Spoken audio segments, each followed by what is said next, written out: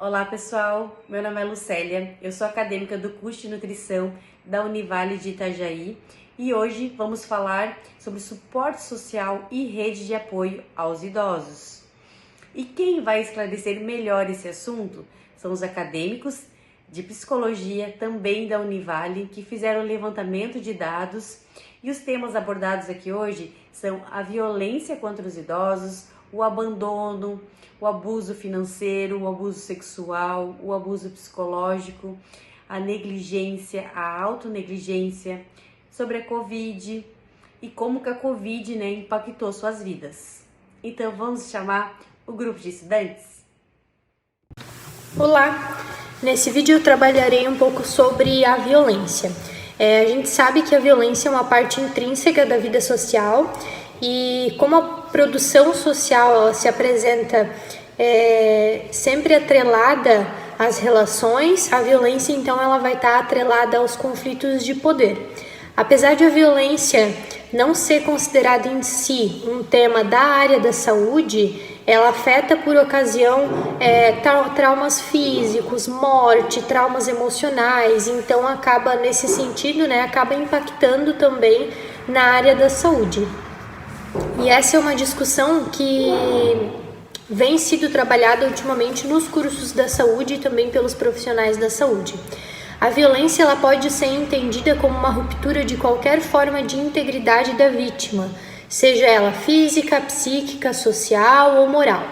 A violência intrafamiliar atinge parcela importante da população e repercute de forma significativa sobre a saúde das pessoas a ela submetida. Por isso, ela configura-se um problema de saúde pública relevante e um desafio para os gestores do Sistema Único de Saúde. É uma questão de grande amplitude e complexidade e o enfrentamento envolve profissionais de diferentes campos de atuação e exige também uma mobilização do governo e da sociedade civil. Minayo, que é um dos autores que a gente trouxe no nosso trabalho, levantou dados sobre a presença de idosos no convívio familiar no Brasil, constatando que mais de 95% das pessoas acima de 60 anos residem com parentes, de forma que 26% de todas as famílias do Brasil existem nessas famílias existem pelo menos uma pessoa com mais de 60 anos. No Brasil, assim como na maioria das sociedades do mundo, o cuidado da pessoa idosa é responsabilidade da família, de algum familiar. Embora a legislação legalmente é obrigação dos filhos amparar os pais na velhice, os idosos constituem uma categoria social que inclui uma porcentagem alta de pessoas extremamente frágeis. E em decorrência das obrigações de assistência por parte dos filhos, esses idosos acabam sendo vítimas de maus tratos. A violência contra idosos existe desde os primórdios da humanidade, porém, com variações ligadas a cada contexto sociocultural. Esse estudo discute a violência intrafamiliar, que pode se manifestar em diversas formas de violência interpessoal, como agressão física, abuso sexual, abuso psicológico, negligência, abandono, maus tratos, entre outras coisas. Pode ser praticada por um autor com laços familiares, conjugais ou de parentesco, ou com um vínculo afetivo em condições de relação de poder, seja real esse vínculo ou de ameaça. Essa relação de poder pode ser física, etária, social, psíquica, hereditária ou de gênero. Com esse estudo, pretendemos contribuir para a promoção de reflexões sobre a prática dos profissionais da saúde, identificando e desenvolvendo estratégias de intervenção em situações de violência intrafamiliar. Também pretendemos sensibilizar os gestores públicos de saúde, segurança e justiça para então o exercício dos direitos humanos. O significado do próprio envelhecimento mudou com o passar do tempo, uma vez que no passado era sinônimo de vida abastada, pois os pobres raramente chegavam à velhice.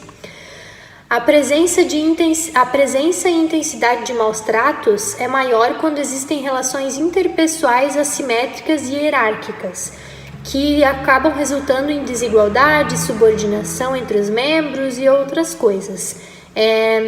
Atualmente a gente tem um alerta para as fragilidades e limitações que requerem um acompanhamento, né? A gente vive numa época em que a presença contínua de adultos saudáveis é garantida.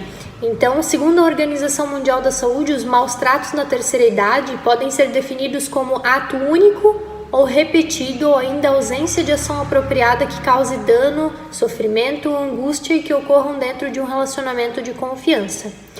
Além disso, pode ocorrer no domicílio ou em contextos públicos. A literatura afirma que na população idosa a prevalência de violência na esfera doméstica é maior do que em outros contextos. Muitos idosos dependem financeiramente dos filhos e passam muito tempo em casa, já que deixaram de exercer algumas atividades laborais e até mesmo os cuidados com si próprios. Oi, eu me chamo Caroline e eu vou falar um pouquinho sobre as formas de violência, como já citado anteriormente, segundo a Organização Mundial da Saúde. Uma dessas formas de violência é o abuso psicológico, e ele envolve agressões verbais, gestuais, onde visam humilhar esse idoso, manipular, restringir e isolar ele do convívio social. O abuso sexual, ele refere-se ao ato ou jogo sexual de caráter homo ou heterorrelacional. Ele pode ser utilizado nas pessoas idosas para obter excitação, relação sexual, práticas eróticas por meio de aliciamento, violência física e ameaças. O abuso físico, ele pode ser caracterizado pelo uso da força física para coagir esse idoso a fazer algo que ele não queira, machucando, provocando dor, incapacidade ou até mesmo levando à morte. Também a gente pode enquadrar como violência o abandono, dos familiares, das instituições, do governamental, essa pessoa que está precisando de proteção e não consegue encontrar essa proteção em nenhum lugar, Então, essa prática também é uma forma de violência. A negligência também é um tipo de violência, que é a recusa ou omissão dos cuidados necessários desses idosos por parte tanto dos familiares quanto institucional, e ele é manifestado e associado a lesões, a traumas físicos e emocionais, sociais. E geralmente esse tipo de violência ele ocorre em situações onde há múltipla dependência e incapacidade desse idoso. Também tem a autonegligência, que é quando o idoso ele se recusa a receber os cuidados necessários, que ele deveria. Então, ele acaba sendo uma ameaça a si mesmo, a própria saúde e a sua própria segurança. O abuso financeiro ele ocorre principalmente no âmbito familiar, onde consiste na exploração imprópria dos recursos desse idoso, sendo recursos financeiros ou patrimoniais, de forma não consentida. Além disso, o grau de violência ele pode variar a intensidade, sendo leve, moderado, grave ou gravíssimo, de acordo com as consequências da mesma. No Brasil, a gente tem o Estatuto do Idoso, no qual ele garante e obriga as famílias a cuidar desse parente idoso que necessita de assistência. O fato é que muitas vezes, durante toda a vida, os pais e os filhos não se deram bem, e aí na velhice eles são obrigados a cuidar desses pais. E acabam muitas vezes sendo negligenciados e também acabam sofrendo essas violências porque eles não estão fazendo isso para os pais de bom grado, e sim porque eles são obrigados devido a esse estatuto. Então, o estatuto ele garante que esses idosos tenham um auxílio, mas não garante que esse auxílio seja de qualidade, que os filhos ou parentes vão estar cuidando da melhor forma possível desse idoso. Quando mencionamos fatores de risco para o uso de idosos, podemos incluir então a idade avançada, a escassez de recursos econômicos e sociais, baixos rendimentos e condições insalubres, isolamento social, o baixo nível socioeconômico, baixo nível educacional, debilidade funcional, abuso de substâncias pelo cuidador ou pelo idoso, alterações psicológicas de personalidade e personalidade patológica, histórico prévio de violência, frustração ou exaustão do cuidador e limitação cognitiva. Essas são algumas que a gente pode considerar. E a valorização e a dependência financeira de empregos remunerados são obstáculos para os adultos que buscam dedicar mais tempo aos cuidados familiares, incluindo o cuidado de idosos com limitação funcional. A qualidade dos cuidados ela diminui quando os idosos passam longos períodos sem acompanhamento adequado. Então, promover cuidados adequados aos familiares dependentes requer o direcionamento de informações e serviços de apoio devidamente avaliados para garantir a qualidade de suporte oferecido. No entanto, a gente pode perceber que existem poucas informações disponíveis sobre esses fatores associados aos cuidados inadequados aos idosos, o que dificulta o direcionamento das intervenções necessárias. Além do desenvolvimento das habilidades psicológicas, tanto do cuidador quanto do idoso, é essencial investir no fortalecimento de redes de apoio formal para idosos e seus familiares, promovendo a colaboração de todos os envolvidos. Essa rede pode ser composta por instituições como a Promotoria do Idoso, a Defensoria do Idoso, o Conselho de Direitos do Idoso, serviços públicos de atendimento domiciliar, vagas em centros ou casas de repouso para assistência diária ou contínua e especializada. Capacitação desses cuidadores, reserva de leito em hospital, atendimento especializado em consultório de hospital público, universidade aberta para a terceira idade, grupo de apoio a cuidadores, entre outros. Essas instituições devem contar com profissionais como gerontólogos, médicos geriatras, psicólogos, terapeutas ocupacionais, fonoaudiólogos, enfermeiros e outras alternativas que trabalhem diretamente no trabalho conjunto e sempre fortalecendo as necessidades específicas dos idosos, visando a qualidade de vida e a família como um todo. Então, para falar sobre suporte social e rede de apoio, nós trouxemos alguns artigos que falavam sobre a Covid-19 e como foi essa experiência para os idosos. Nós sabemos que o envelhecimento é um processo desafiador para qualquer indivíduo, seja pelas tantas transições normativas que implicam uma crescente vulnerabilidade física, psicológica e social, seja pelo confronto iminente com a própria finitude. Desde o início da pandemia de Covid-19, lá em 2020, as pessoas idosas foram identificadas como pertencentes a um grupo de risco. A recomendação na maioria dos países foi que mantivessem o máximo possível de isolamento, além do uso de máscara e as medidas de higienização indicadas para todos.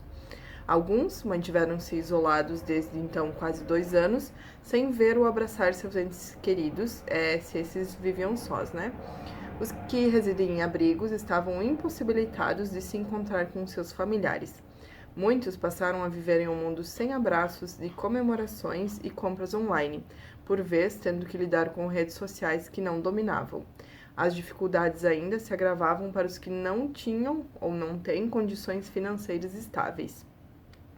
Em uma revisão sistemática realizada por Tapende e Tomar, foi observado que sentimentos de isolamento ou perda de relações sociais indicou ter implicações para o declínio em cognição, ânimo e sensibilidade de ameaças. Podem levar ao aumento de cortisol, diminuição de imunidade, afetando o sono e provocando o aumento de peso. Assim, os efeitos na saúde física e mental são esperados. Envelhece-se mal e precocemente no Brasil. Assim, as mortes pela Covid-19 no Brasil refletem não tanto nossa composição etária, mas, sobretudo, o fato de nunca termos tido políticas para o envelhecimento ativo e saudável, centrado em promoção de saúde, de aprendizagem ao longo da vida, de participação cidadã e proteção dos mais fragilizados. A OMS organizou um documento e enumerou algumas das preocupações de pessoas idosas e seus cuidadores e como agir diante delas. Necessidade de apoio prático e emocional através de redes informais e profissionais de saúde, disseminação de informações simples e claras de como reduzir o risco de infecção, aprender práticas simples de atividades físicas diárias, manter contato com pessoas queridas por telefone ou meios digitais e receber ajuda para o uso desses meios, manter rotinas regulares, tanto quanto possível, ou desenvolver novas. Então, o momento da pandemia, que foi entre fevereiro de 2020 e maio de 2023, exigiu de todos solidariedade intergeracional e interdisciplinar. À semelhança de outros países, a resposta do Brasil à pandemia foi muito pouco e muito tarde. Milhões de brasileiros não conseguem seguir as recomendações preventivas, não por não quererem, mas por não poderem. A exclusão social, as discriminações estruturantes negam-lhes uma existência plena de direitos. Então, dando continuidade sobre a Covid, as vivências durante a pandemia da Covid-19 também destacaram o imprevisto de valorizar a qualidade de vida, das relações do ar, da alimentação, das águas, da saúde, do clima e do viver. Incitaram a desintoxicação da produtividade incessante, as atividades contínuas prevalente do individualismo e da desvalorização do outro, traduzindo-se em patologia comprometedora que envolve o idoso e a sociedade.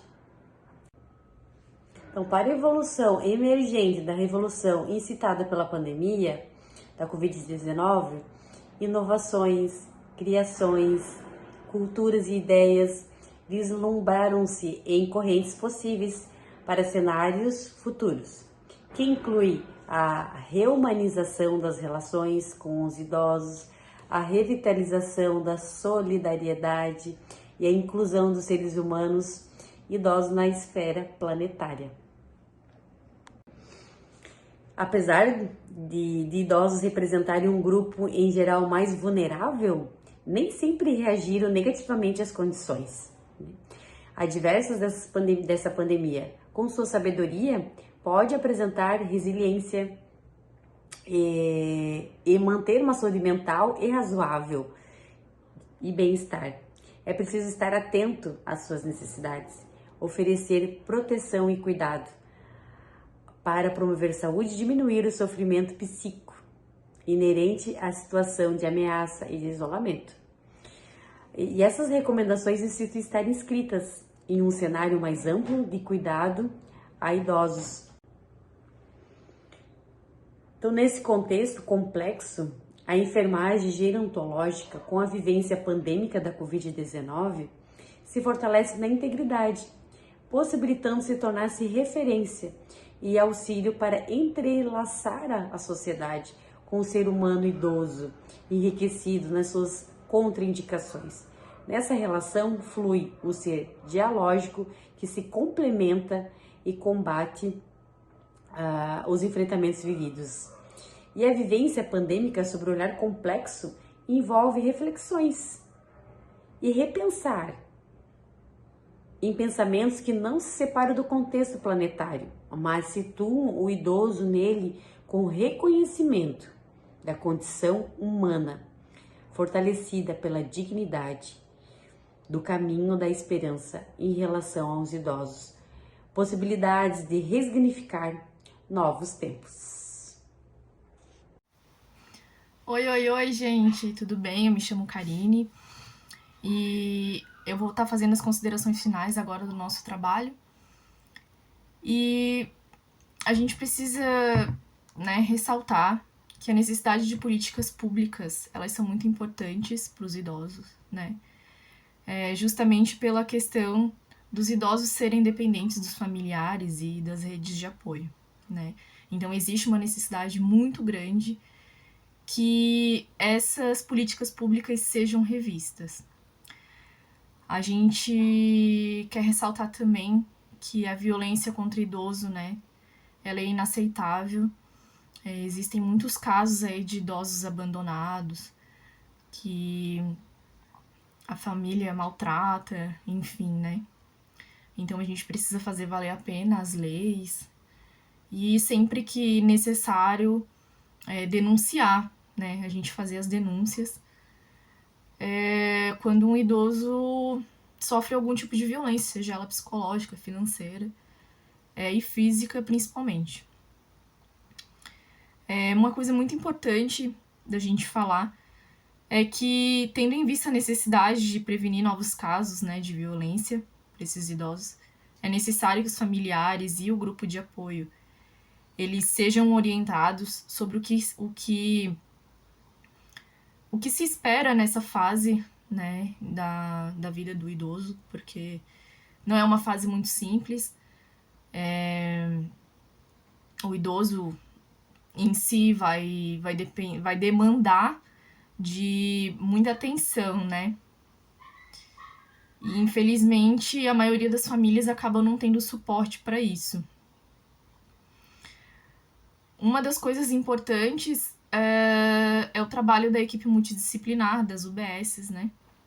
Principalmente a parte de equipe médica, equipe de enfermagem, equipe de psicólogos, para eles sempre estarem dentro da situação do idoso daquela comunidade. Outro ponto que é importante também da gente ressaltar é a maneira como as pessoas se relacionam com seus parentes idosos hoje, pois a forma que se trata nem sempre é a forma correta, né? Então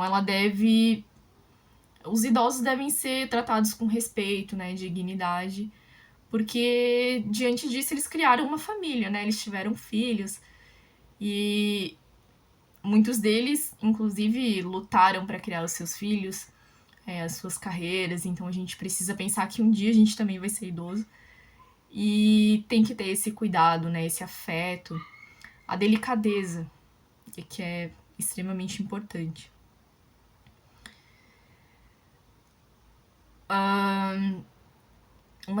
Uma das orientações que eu sempre repasso, né, é que, querendo ou não, o idoso ele acaba se tornando uma criança, né, com idade maior. Então, a gente precisa entender que vai existir N questões ali que o idoso vai ser uma pessoa mais teimosa, cheia de manias. E a gente tem que entender, né, que muitos deles foram independentes até essa fase. E depois eles acabaram se tornando dependentes até de terceiros para poderem fazer coisas do cotidiano, como tomar um banho, se alimentar e tomar as suas decisões financeiras, né? Porque muitos deles até acabam tendo doenças que acabam acarretando demência, né? E é complicado. Imagine você passar, sei lá, 60, 70 anos da sua vida, que na grande maioria dela você consegue decidir tudo, e de repente você para de decidir por si mesmo. Você não tem mais controle sobre a sua vida. Você não tem mais controle de nada, né? E aí tem uma outra pessoa ali controlando tudo, controlando o seu dinheiro, a sua rotina. Então, assim, a gente precisa ter uma sutileza, né, na hora de tratar essas questões com eles. Uma outra questão que a gente também falou durante todo o vídeo agora foi que o Covid-19, né, na pandemia, ele acabou acarretando é um grande prejuízo para muitos idosos que tiveram que ficar em isolamento, né? Principalmente para a saúde dos idosos. E eles, por serem o principal grupo de risco, né? Eles, consequentemente, foi pensada na questão de proteção, né? Tanto os idosos quanto crianças foram os primeiros grupos ali a se pensar na proteção deles e foi também um dos primeiros a receber a vacina. Então, a gente precisa sempre estar pensando na questão de que o respeito, ele é embasado em tudo, né? Primeiro que para você conseguir falar para um idoso, olha, você precisa caminhar, você precisa cuidar da sua alimentação, porque é difícil você falar para um idoso que ele tem diabetes e ele simplesmente não entende que ele precisa ter uma dieta restrita de açúcar. E aí você precisa explicar para ele por que ele tem a necessidade de fazer essa dieta. Ou por que aquele idoso tem a necessidade de fazer exercício. Porque o exercício físico, ele é importante para que ele, né, tenha uma boa sanidade mental, mantenha toda a questão do aspecto cognitivo dele. E físico é muito importante para caminhar, para a memória, né, enfim. Então, o Covid teve uma consequência a longo prazo das medidas de isolamento, que foi a questão de realmente eles não conseguirem ter acesso às questões de saúde, né? Então, muitos deles acabaram parando seus tratamentos de diabetes, de tratamentos cardíacos, né? E agora as coisas estão retomando. Então, atualmente, né, as medidas adotadas, por assim dizer, para tratar todo esse impacto emocional ocasionado pelo isolamento, é a questão do idoso participar dos grupos de idosos, dos grupos dentro dos postos de saúde, né? Agora ressurgiram todos esses grupos de apoio, né? Ter acompanhamento de um médico da saúde da família, porque isso é muito importante. A gente precisa lembrar que é importante prevenir as doenças, né? Quando chega um idoso lá, eu quero verificar a minha pressão. Às vezes as pessoas pensam que verificar uma pressão não tem importância nenhuma, mas tem. Porque aí ele vai estar prevenindo um problema cardíaco, um problema de colesterol alto, né? Então, assim, tem N doenças que a gente consegue ter uma prevenção de acordo com todo o processo de ele simplesmente ir lá e verificar a PA dele, ou ele ir lá e verificar a glicose. Muitas doenças aí são mascaradas, né, por todos esses sintomas. Então é isso, gente. Eu espero que vocês tenham gostado do nosso vídeo e que tenha feito sentido para vocês, né, a escolha do nosso tema. E é isso. Um grande abraço e até mais!